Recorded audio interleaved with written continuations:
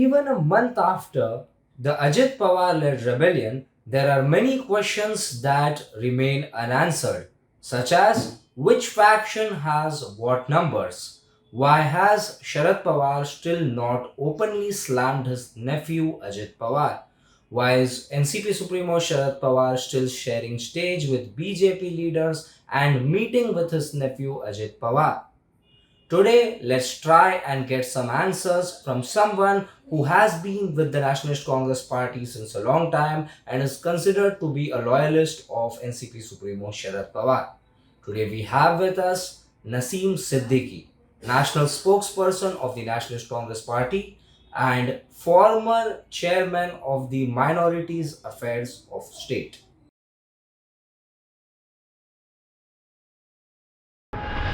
Sir मेरा ये सवाल है आपसे कि ये टूट जो हुई ये किस वजह से हुई?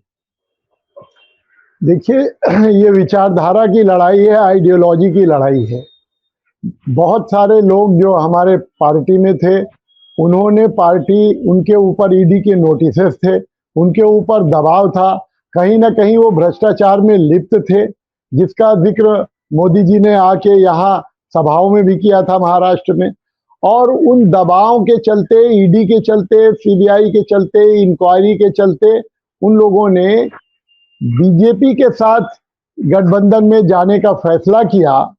और वो सारे लोग आप जानते हैं कि आज उसमें 9 लोग जो है वो महाराष्ट्र में जो शिंदे सरकार है उसमें मंत्री हैं।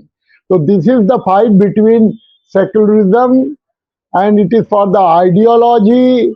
दे of the option of the communism, so they goes to with the BJP government. नहीं, मैं ये जानना चाह रहा हूँ सर कि अगर विचारधारा की लड़ाई है, क्योंकि जब शिवसेना में टूट हुई थी तो एक ये चीज थी कि वो लोग ये कह रहे थे कि उद्धव ठाकरे हमारे नेता नहीं हो सकते, वो उन्होंने कहीं ना कहीं बाला साहब की विचारधारा से अलग होके कुछ किया है। बट अगर यहाँ पे देखें तो अभी भी शरद पवार जी के फोटो लग रहे हैं और वो कह रहे हैं कि शरद पवार ही हमारे नेता है। आज अगर आप देखें दिलीप वलसे पाटिल, उनका कोई स्टेटमेंट जो वो कह रहे हैं कि गलत तरीके से लिया गया है, तो उन्होंने ये कहा कि मेरे तो नेता है शरद पवार साहब, तो अभी भी उनके फोटो लग रहे हैं, नेता वही है, तो क्यों, मतलब क्या ये समझे इसको? देखिए नायर जी, अगर शरद पवार जी उनके नेता हैं, वो तो ये भी कहते थे कि शरद पवार जी वो हमारे भगवान हैं, हमारे दैवत्य हैं, हमारे पिता समान हैं।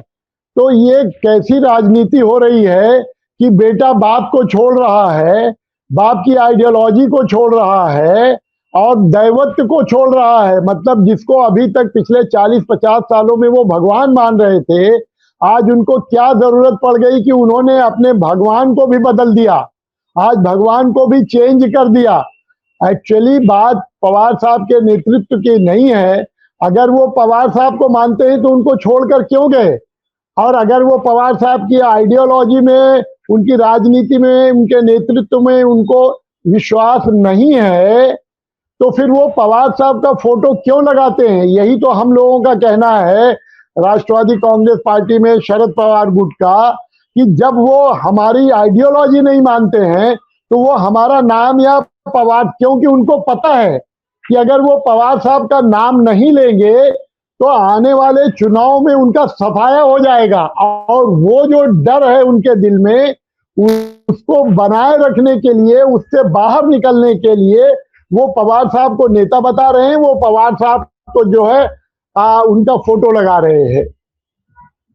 नहीं, लेकिन नसीम जी, यहाँ पे अभी तक के शरद पवार साहब ने कोई लीगल एक्शन नहीं लिया। वो ले सकते थे लीगल एक्शन कि मेरा फोटो आप नहीं लगा सकते हैं, उन्होंने भले कहा है सभाओं में, बट कोई कॉन्क्रीट तरीके से कोई एक्शन नहीं लिया है। मतलब अगर आप देखें नहीं, देखिए ये सारा मामला अभी इलेक्शन कमीशन में गया है और एक अगले महीने में 8-10 तारीख से इस पे सारी कार्रवाई भी उसकी शुरू होने वाली है। हम लोगों की तरफ से भी जो है वो कार्रवाई की तैयारी हो रही है। दोनों पक्ष जो है, कितने पदाधिकारी हैं उनके साथ, कितने एमएलए हैं, राष्ट्रीय कार्यकारिणी के कितने सदस्य हैं, कितने प्रदेश अध्यक्ष हैं, ये सारे लोग उसकी तैयारी कर रहे हैं। और मैं तो ये कहना चाहूंगा कि दिल्ली में जो हमारी वर्किंग कमेटी की मीटिंग हो गई, उस वर्किंग कमेटी के मेंबर में देश के 26 राज्यों के अध्यक्षों ने हमको समर्थन दिया। CWC में सारे लोग हमारे साथ रहे।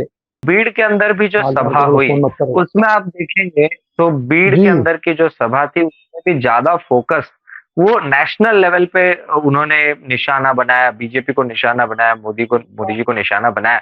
लेकिन उन्होंने कहीं पे भी अजित पवार या किसी भी उनके नेता का ऐसा नाम लेकर के उन्होंने वो नहीं किया, कुछ उनको टीका टिप्पणी उनके ऊपर नहीं की उन्होंने। तो इसको किस तरीके से देखा जाए, देखिए, क्योंकि खुल के उन्होंने जैसे पवार साहब ने बीड़ की सभा के पहले कई बार जो है खुलकर जो है इन सारे नेताओं के बारे में बोल चुके हैं। वो उनके जो व्यूज है वो उसको बता चुके हैं। अगर आप भीड़ की सभा से एक दिन पहले देखें, शाम 4 बजे जो सभा उन्होंने प्रेस कॉन्फ्रेंस लिया औरंगाबाद में, उन्होंने बहुत स्पष्ट कर दिया है कि किसी भी कीमत पर वो बीजेपी गठबंधन के साथ नहीं जा सकते हैं, और जो लोग गए हैं उनको उनका बिल्कुल समर्थन नहीं है। उनके बारे में भी बोला है।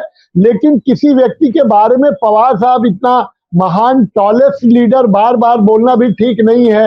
वो चाहे अजित पवार हो, चाहे दिलीप वलसे पाटिल हो, छगन भुजबल हो, हसन मुशर्रफ हो, रोज अगर उनके बारे में हम बोलते बैठेंगे तो फिर उनको बड़ा बनाने वाली बात है।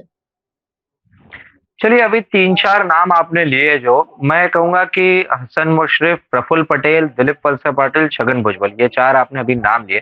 तो ये जो नेता है, ये आप देखेंगे तो ये बहुत लॉयलिस्ट जिनको कह सकते हैं आप, कि इन्होंने राजनीति में जब, जैसे दिलीप वलसे पाटिल जी की अगर बात करें तो इन्होंने राजनीति में कदम ही पवार साहब की वजह से लिया। अगर आप देखें, प्रफुल्ल पटेल जी बोलते मेरे गुरु है। तो ये लोग मतलब बहुत ज्यादा लॉयलिस्ट में माने जाते थे और यही लोग गए हैं। तो कहीं ना कहीं वो एक पैटर्न सा नहीं आपको नजर आता है कि वही लोग, क्योंकि इवन राज ठाकरे जो मनसे अध्यक्ष है उन्होंने भी ये कहा कि ये जो लोग है ये अजित पवार के साथ जाने वाले लोग नहीं हो सकते कभी। तो इसको आप किस तरीके से देखते हैं? देखिए, मैंने आपको पहले ही कहा, कई लोग स्वेच्छा से जा रहे हैं और कई लोग दबाव में जा रहे हैं। विकास तो एक बहाना है। तो कई लोगों के ऊपर ईडी की इंक्वायरी है, उनको डरा के धमका के अगर हमारे साथ नहीं आए तो फिर आपका अनिल देशमुख हो जाएगा, आपका संजय राउत हो जाएगा। तो इस डर के कारण भी बहुत सारे लोग जो है वो आज उनके साथ जुड़े हुए हैं। अब ये तो एक शोध का विषय नायर जी हो गया है कि इतने लॉयल लोग अगर पवार साहब को छोड़कर वहां गए हैं तो इस पे तो कई विश्वविद्यालयों में जो है वो पीएचडी करनी चाहिए लोगों को, और रिसर्च करनी चाहिए कि ये नया पैटर्न इस देश में 70 साल के बाद क्या चला है, जो आइडियोलॉजी की बुनियाद पे नहीं जा रहा है, ईडी और सीबीआई की बुनियाद पे जा रहा है। तो उन कारणों को शोध में ढूंढने की जरूरत है। चलिए, अभी जो लोकसभा चुनाव होने वाला है वो इंडिया अलायंस के अंडर लड़ा जाएगा और महाराष्ट्र विकास आघाड़ी प्राइम अपोजिशन पार्टी है, और एनसीपी उसमें प्रमुख भूमिका में है। ठीक है, लेकिन क्या ऐसी कोई पॉसिबिलिटी है कि महाराष्ट्र विकास आघाड़ी में चुनाव लड़ने के बाद एनसीपी शरद पवार गुट जो है वो एनडीए का हिस्सा बन जाए पोस्ट पोल के एक अलायंस? क्या एक पॉसिबिलिटी है कि आप उसको रूल आउट नहीं करते, या वैसा कुछ है, मतलब कि हो सकता है? नहीं, मैं इसको पूरी तरीके से रूल आउट करता हूं। मुझे नहीं लगता है। पवार साहब ने अनेकों बार इस बात को स्पष्ट कर दिया है कि किसी भी कीमत पर वो भाजपा गठबंधन के या एनडीए गठबंधन के साथ नहीं जाने वाले हैं। वो सेक्युलरिज्म के साथ कोई समझौता नहीं करने वाले हैं। जो राष्ट्रवादी के जो तत्व है उनके साथ कोई जो है समझौता नहीं होगा। इसलिए मुझे इन बातों में कोई बहुत दम नहीं दिखता है, कोई बहुत तथ्य नहीं दिखते हैं कि जो इंडिया का जो गठबंधन है या इंडिया में जो राष्ट्रवादी कांग्रेस पार्टी है वो एनडीए के साथ जाएगी। मुझे इसमें 1% भी सच्चाई नजर नहीं आती। आप क्या ये मानते हैं कि महाराष्ट्र विकास आघाड़ी अंदर से मजबूत है? इस चीज को आप मानते हैं कहीं ना कहीं? लोकसभा को चुनाव हो जाने दीजिए, 48 में 38 से लेके 40 सीटें जो है हम लोग जीतेंगे। नहीं, मैं ये नहीं कह रहा हूँ। मैं कह रहा हूँ कि इंटरनली कोई किसी प्रकार का मतभेद नहीं है, ये आप मानते हैं कि कुछ प्रॉब्लम्स है जिसको आप लोग लेके चल रहे हो? क्या है? कोई राजनीतिक प्रॉब्लम नहीं है, कोई मतभेद नहीं है। सारे लोग जो है वो एक साथ मिलकर काम कर रहे हैं। ये मतभेद तो कभी कभी मीडिया जो है उसको खुद क्रिएट करती है और उसको बनाती है और बताती है, कोई मतभेद नहीं है। एक स्टेटमेंट आया था सर, कांग्रेस के नेता है, लीडर ऑफ ओपोजिशन भी है, विजय वटेटीवार का। उनका एक स्टेटमेंट आया था कि पवार साहब को एक ऑफर आया है कि अजित पवार को भेजा गया है ये करने के लिए कि वो पवार साहब को अपने साथ जोड़े एनडीए में, और उनको ऑफर दिया गया है। तो ये मतलब ऐसे स्टेटमेंट्स आना कहीं ना कहीं आपको ये नहीं लगता है कि मतलब महाविकास अघाड़ी में ये चीजें नुकसान कर सकती है, या इंडिया की बैठक होने वाली है 31 और 1 तारीख को, तो उसके पहले ऐसे स्टेटमेंट्स आना ये ठीक नहीं है?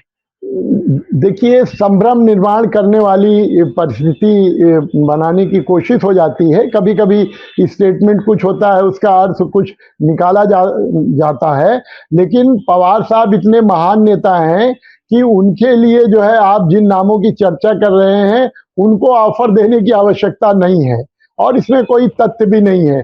पूरे जीवन पवार साहब ने लोगों को बनाया है, लोगों को दिया है। अब अगर ऐसे कोई लोग राजनीति में पैदा हो गए हैं कि वो पवार साहब को देने की बात कर रहे हैं, तो ये हास्यास्पद ही होगा।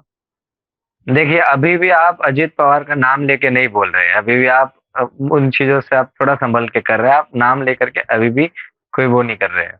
चलिए नहीं, ठीक नाम है। तो हमने आपको पहले बोला, वो आप भी समझ रहे हैं कि कौन लोग आए थे। तो मैं यही कहना चाहता हूं कि अभी पवार साहब से बड़ा कोई नेता जो है महाराष्ट्र में या इस देश में नहीं है।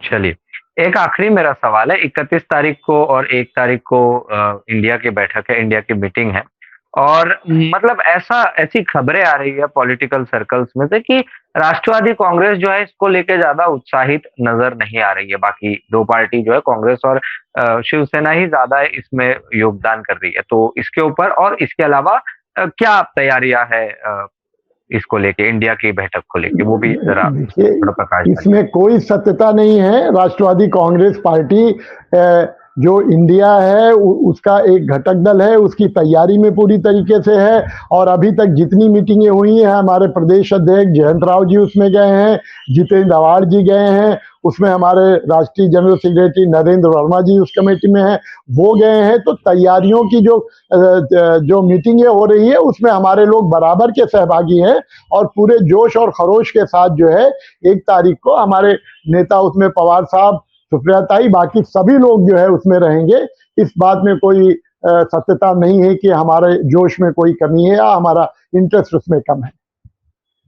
चलिए, बहुत बहुत धन्यवाद नसीम जी जुड़ने के लिए। Viewers, this was Nationalist Congress Party National Spokesperson and General Secretary Naseem Siddiqui. We are going to keep you posted on political updates in the state, but for that you have to subscribe to SW News English.